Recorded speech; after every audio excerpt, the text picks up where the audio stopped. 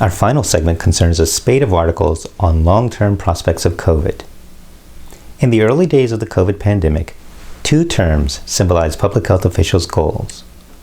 One was flatten the curve. The other was herd immunity. Many public health measures were imposed in an effort to flatten the curve, which basically meant to reduce the incidence of the disease to keep hospitals from becoming overwhelmed. The idea was that if the same number of people got the disease, but they didn't get it all at once, then hospitals wouldn't become overwhelmed.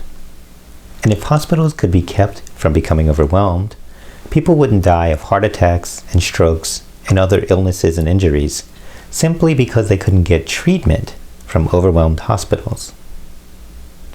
Flattening the curve was a short-term goal. Many scientists, commentators, and the wider public looked forward to a more long-term solution: herd immunity. Herd immunity would be established if so many people in the population became immune to the disease that the disease would die out, or, if not die out, at least become exceedingly rare. One route to herd immunity would be for massively large numbers of people to get the disease. Because mortality rates in the early stages of the pandemic were high, and there were no proven treatments, this approach would have likely led to extremely large numbers of deaths. A second route to herd immunity was for a vaccine to be developed and for almost all those able to take the vaccine to take it. Under President Trump's Warp Speed initiative, a vaccine was produced in record time. But vaccine uptake has lagged, such that the United States will not reach the levels of vaccination needed to generate herd immunity. Moreover, the delay has given the pathogen time and millions more opportunities to mutate, which has led to multiple waves of new variants. In that context, 3 news articles are noteworthy. One, a May 6th U.S. News & World Report article titled "Severe COVID May Age Survivors' Brains 20 Years" reports on a disturbing new academic paper. The study tracked survivors who had severe enough illnesses to be hospitalized. The authors found that these patients experienced, quote, a significant drop in memory and concentration skills, alongside a notable slowdown in the ability to problem solve accurately and quickly. The study found that the loss translated, quote, into a 10-point drop in IQ. One study author, Adam Hampshire, noted that the level of underperformance is similar to that seen when aging from 50 to 70. A second article, published in National Geographic about 3 weeks earlier, was titled, "Even Mild COVID-19 Can Cause Your Brain to Shrink." The big takeaway from this study is that about 1 of every 4 COVID survivors is suffering from impaired cognition.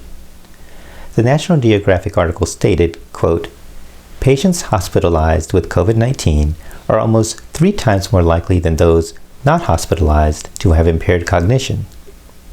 But brain scans now show that even a mild case of COVID-19 can shrink part of the brain, causing physical changes equivalent to a decade of aging. A third news report, published May 6th by the American Council on Science and Health, returns our attention to the goal of herd immunity.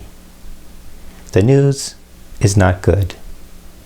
The article, titled "Unherd Immunity, COVID Pulls Another Trick Out of Its Viral Envelope," basically states that we will never reach the goal of herd immunity. The details behind this conclusion include a comparison of the B4 and B5 strains of the Omicron variant of COVID, and specifically, the bad news that infection with an earlier form of Omicron appears to offer no protection against the B4 B5 strains of Omicron. Indeed, it's possible to become infected with a B4 B5 strain of Omicron while still suffering from an earlier Omicron strain. Such conditions strongly suggest that herd immunity is not in the cards. What does this mean for society? The American Council on Science and Health article emphasizes the uncertainty around the future course of COVID. Even so, a few sociological concerns about what challenges society may face and what resources society will have to face them can be noted. For one, the evidence of cognitive impacts of COVID suggests that there are real and continuing risks of COVID, despite widespread COVID fatigue. Vaccines and treatments have reduced the mortality rate, and that's a step in the right direction. But the ideal vaccine would almost eliminate infections. Even before the surge of mutations, the vaccines were unable to accomplish this goal, and the mutations have made that goal even less attainable.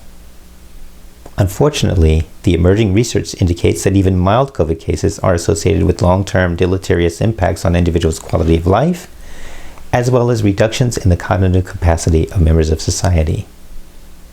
Consequently, regardless of what happens going forward, there will be costs of COVID for the foreseeable future, costs traceable not to lockdowns and mask mandates and other public health guidance, but instead traceable directly to the characteristics of the pathogens. Second, fatigue with public health guidelines has led many to throw off masks and take a deep breath of fresh air, or at least air as fresh as it can be in a plane, store, or other enclosed facility. Mask mandates have been widely withdrawn, and vaccine rates have not taken their place. Yet, the emerging research indicates that while mortality rates have been driven down by better treatments and vaccines, COVID remains incredibly destructive. There are fewer funerals, but they have been replaced by decades of cognitive aging occurring in a matter of weeks. Cognitive declines that may affect up to a quarter of COVID survivors for the rest of their lives. One wonders how many people would be ripping off their masks if these risks were widely known, or if a public information campaign showing the real-life implications of these risks were launched. Notably, younger people, concerned about losing 1 to 2 decades of cognitive capability owing to COVID, might be most responsive to such an information campaign if it were done in a savvy way. We may never know, and that lack of knowledge has more to do with the way society is engaging COVID than with inherent features of the pathogen. There are more societal costs one could tally. How many children will fail to reach their potential because of the upheaval they experienced in their education? How many businesses that hung on by a thread through the first 2 years of the pandemic will ultimately succumb because the situation drained their ability to survive? How may families need to respond to COVID survivors' premature cognitive decline? And how, if at all, might that response be gendered? And there are many other questions for which we need answers. There remains a great amount of uncertainty. But we do have answers to some questions.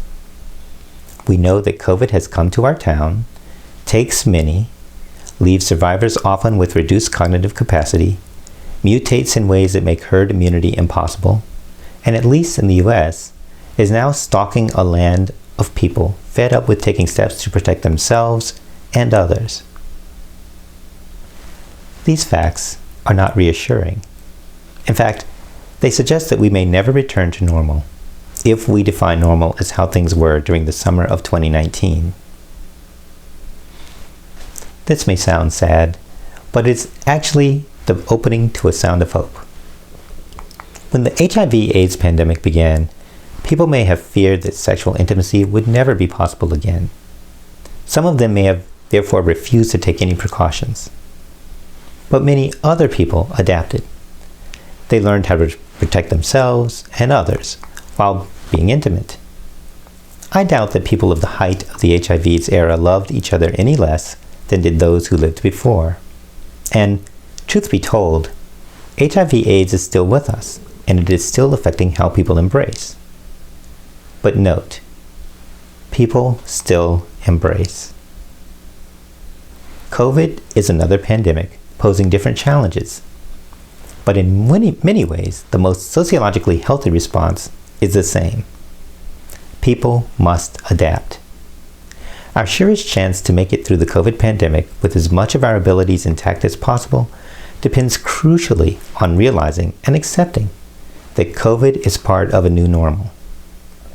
In this new normal, we can thrive. But just like with the HIV/AIDS pandemic, to thrive, we must let go of nostalgia. Instead, we must set about building a life and a set of practices that will work under the conditions under which we now live. Work for us, for strangers we encounter, and for those we love. That's This Week in Sociological Perspective. We'll be taking a 2-week break, but we'll be back on June 2nd with another interview with an author of some important sociological research and more sociological insights on an issue in the news. Till then, take care.